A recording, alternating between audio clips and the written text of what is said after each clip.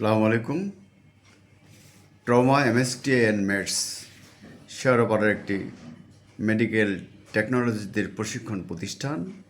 এখানে আজ সকালেই এই এই শিক্ষার্থীদের, অর্থাৎ এখানে যারা পড়াশোনা করেন 3 বছর মেয়াদী কোর্সের, তারা পরীক্ষা দিতে না পেরে ক্ষোভে ফেটে পড়েন, অনেকে কান্নায় ফেটে পড়েন, মানববন্ধন করেন শেয়ারপাড়ার এই প্রতিষ্ঠানটির সামনে।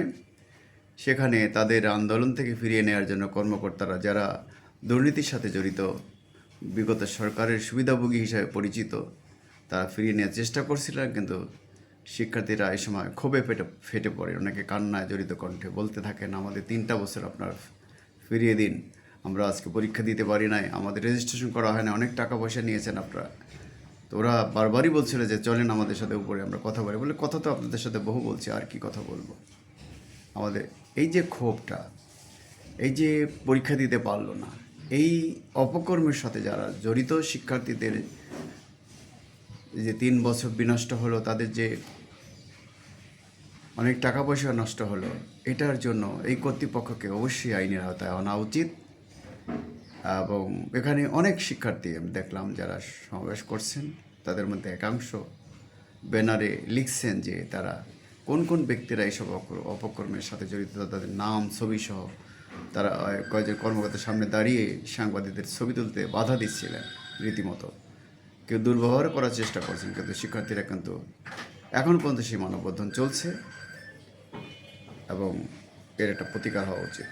ধন্যবাদ।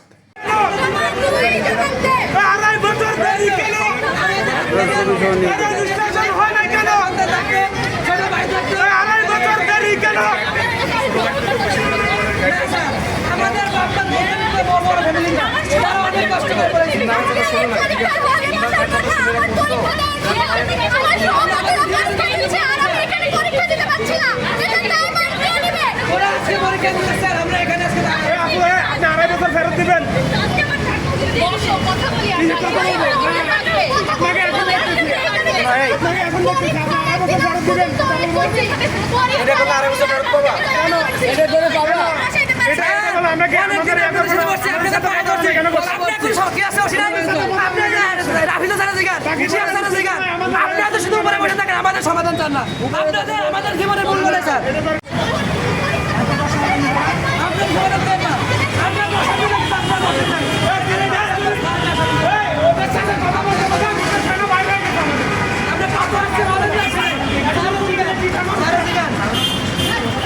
আমরা তো বলছি আমাদের কেউ ডাকে নাই, আমরা পরিচয় দিয়ে করতে